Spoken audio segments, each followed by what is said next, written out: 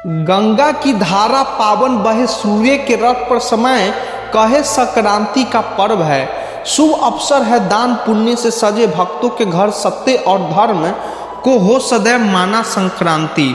लाए सुख शांति और ज्ञान। अब सुनिए वह महान कथा जो समझाए इस पर्व का असली अर्थ, जहाँ पर शब्द में छिपा है जीवन का सार और धर्म कर्म से भरा उठा है सारा संसार। आप सभी श्रोताओं को मकर संक्रांति पर्व की हार्दिक शुभकामनाएं। मकर संक्रांति के दिन सूर्य देव उत्तरायण होते हैं, जिसे शुभ कार्यों के आरंभ का पावन समय माना जाता है। यह पर्व ऊर्जा, प्रकाश और सकारात्मक का प्रतीक है। इस दिन विशेष रूप से अन्न, तिल, गुड़ और वस्त्र का दान अत्यंत पुण्यकारी माना जाता है।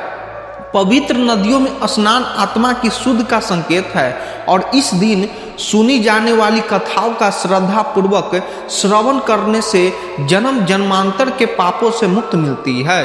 तो आइए आज मकर संक्रांति के पावन अवसर पर सुने जाने वाली कुछ प्रमुख कथाएं सुनते हैं। कथाओं को बीच में अधूरा न छोड़िएगा। धर्मराज जी की कथा के अनुसार किसी गांव में एक बूढ़ी माता रहती थी। वे अत्यंत नियम धर्म से श्रद्धा भाव के साथ व्रत किया करती थी। एक दिन उनका अंतकाल आया और यमदूत उन्हें लेने आ गए। बूढ़ी माता यमदूतों के साथ चल पड़ी। मार्ग में एक गहरी नदी आई। यमदूत ने पूछा, माई क्या तुमने गोदान किया है? बूढ़ी माता ने मन ही मन श्रद्धा से गौ माता का स्मरण किया। ध्यान करते ही गौ माता प्रकट हुई और उनकी पूंछ पकड़कर बूढ़ी माता नदी पार कर गई। आगे बढ़ने पर रास्ते में काले कुत्ते आ गए। यमदूत ने फिर पूछा, माई क्या तुमने कुत्तों को भोजन दिया था? बूढ़ी माता ने मन ही मन कुत्तों का स्मरण किया और वे रास्ते से हट गए। थोड़ा आगे चलने पर एक कौवा उनके सिर पर चोंच मारने लगा। यमदूत ने पूछा, क्या तुमने ब्राह्मण की बेटी के सिर में तेल लगाया था? बूढ़ी माता ने ब्राह्मण कन्या का स्मरण किया और कौवे ने चोंच मारनी बंद कर दी। आगे बढ़ने पर उनकी पैरों में कांटे चुभने लगे। यमदूत ने पूछा, क्या तुमने खराव या चप्पल का दान किया था? बूढ़ी माता ने खराव का ध्यान किया और खराव उनके पैरों में आ गई। अब वे बिना कष्ट के आगे बढ़ने लगी। अब वे यमलोक पहुंची तो चित्रगुप्त जी ने यमराज से पूछा कि किसे लाया गया है। यमराज जी बोले, इस बूढ़ी माता ने बहुत दान पुण्य किए हैं पर धर्मराज के नाम से कुछ नहीं किया, इसीलिए इसके लिए आगे का द्वार बंद है। यह सुनकर बूढ़ी माता ने विनती की, मुझे केवल 7 दिन के लिए धरती पर वापस भेज दीजिए। मैं धर्मराज जी का व्रत और उद्यापन करके फिर लौट जाऊंगी। धर्मराज जी की अनुमति से बूढ़ी माता धरती पर लौटी। गांव वाले ने उन्हें भूतनी समझकर दरवाजे बंद कर लिए। यहाँ तक कि उनके अपने बेटे बहू ने भी दरवाजा नहीं खोला। तब बूढ़ी माता बोली, मैं भूतनी नहीं हूँ, मैं धर्मराज जी की आज्ञा से केवल 7 दिन के लिए आई हूँ। 7 दिनों में उनका व्रत और उद्यापन करूँगी। और 7 दिन तक उन्होंने विधि पूर्वक व्रत किया, पर जब वे कथा कहने लगे तो कोई हुंकार नहीं भरता था। तब वे पड़ोसन के घर गए। पड़ोसन ने श्रद्धा से कथा सुनी और हुंकार भरा। 7 दिन पूरे होने पर धर्मराज जी ने बूढ़ी माता को लेने के लिए स्वर्ग का विमान भेजा। विमान देखकर गांव के लोग भी स्वर्ग चलने की तैयारी हो गए। तब बूढ़ी माता बोली, मेरी कथा तो केवल मेरी पड़ोसन ने सुनी है, वे मेरी साथ जाएगी। यह सुनकर गांव वालों ने उनसे कथा सुनाने की प्रार्थना की। बूढ़ी माता ने सभी को कथा सुनाई। कथा सुनते ही धर्मराज जी प्रसन्न हुए और बूढ़ी माता की प्रार्थना पर गांव वाले को भी स्वर्ग में स्थान दे दिया है। धर्मराज महाराज जैसे आपने बूढ़ी माता पूरे गांव को स्थान दिया, वैसे ही कथा कहने और सुनने वाले सभी भक्तों को भी स्थान दीजिए। प्रेम से बोलिए, धर्मराज महाराज की जय, यमराज महाराज की जय। पोपाई की कथा। अब सुनिए पोपाई की कथा। एक गांव में एक भाई बहन रहते थे। भाई का विवाह हो चुका था पर बहन का नहीं।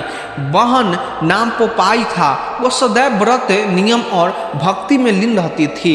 एक दिन भाई भाभी ने उससे विवाह करने को कहा पर उसने विनम्रता से मना कर दिया। उसने कहा, मेरे रहने के लिए गांव के बाहर एक छोटी सी झोपड़ी बनवा दीजिए, मैं वहीं रहकर अपना जीवन बताऊंगी पर विवाह नहीं करूंगी।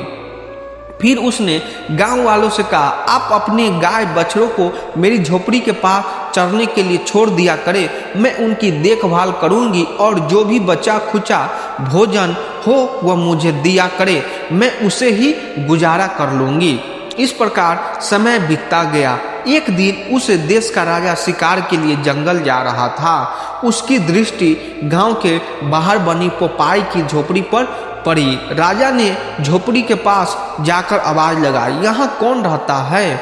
जब कोई उत्तर नहीं मिला तो उसने दरवाजा खटखटाया। आवाज सुनकर पोपाई ने भीतर से पूछा, बाहर कौन है?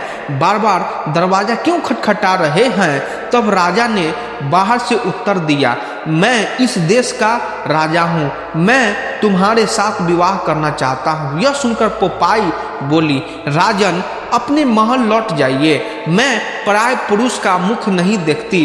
परंतु राजा ने उसकी बात पर ध्यान नहीं दिया। उसने बलकूफ पोपाई को उठा लिया और अपने घोड़े पर बिठाकर महल की ओर चल पड़ा। विवश होकर पोपाई ने राजा को श्राप दे दिया है, राजा जी तेरा राजपाट नष्ट हो जाएगा। महल पहुंचकर राजा ने अपनी रानियों को सारी बात बताई। रानियों ने यह सुनकर राजा से प्रार्थना की कि वह पोपाई को सुकुशल उसकी झोपड़ी में वापस छोड़ आए। रानियों की बात मानकर राजा पोपाई को उसकी झोपड़ी की ओर ले चला। रास्ते में एक पाप की नदी आई। उसी नदी में राजा डूब गया और उसका अंत हो गया। उधर पोपाई की मृत्यु के पश्चात वह धर्मराज जी के दरबार में पहुंची। वहां धर्मराज जी ने उसके सत्य, त्याग और भक्ति से प्रसन्न होकर उसे स्वर्ग का राज्य प्रदान किया। कुछ समय बाद एक गांव के सेठ और सेठानी को भी मृत्यु हो गई। वे दोनों स्वर्ग लोक पहुंचे परंतु स्वर्ग का द्वार बंद था। उन्होंने धर्मराज जी से विनती की कि स्वर्ग का द्वार खोल दिया जाए।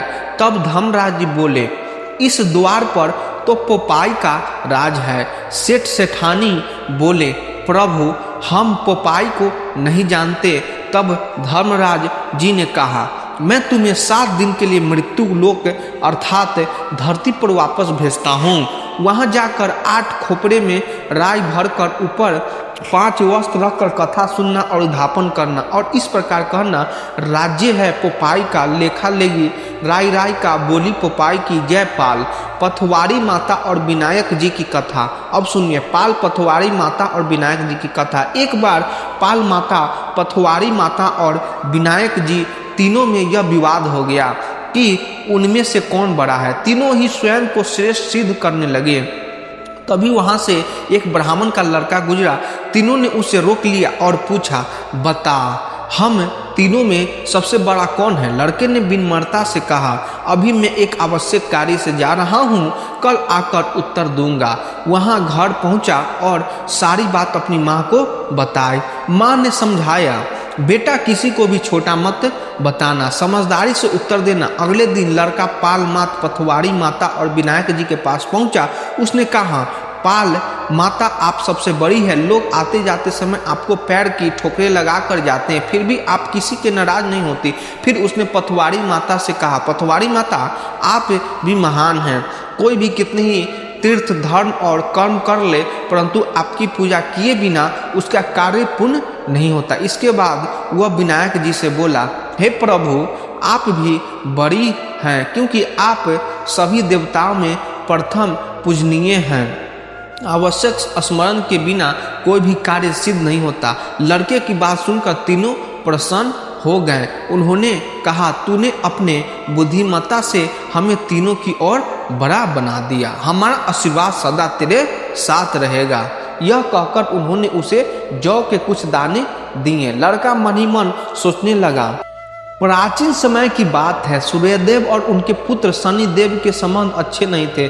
शनिदेव अपनी माता छाया के साथ रहते थे और सूर्योदय से दूर हो गए थे। इस कारण पिता पुत्र ने मन मुटाव बना रहा था। जब सूर्योदय धनु राशि से निकालकर मकर संक्रांति में पुरुष करते हैं तो इस दिन को मकर संक्रांति कहा जाता है। इस दिन सूर्योदय अपने पुत्र शनिदेव के घर मकर संक्रांति राशि शनि के राशि है जाते समय इसे यह शांति संदेश मिलता है कि अहंकार त्याग कर रिश्तों को सुधारना चाहिए। इसी कारण मकर संक्रांति का दिन मेल मिलाप, प्रेम और एकता का प्रतीक है।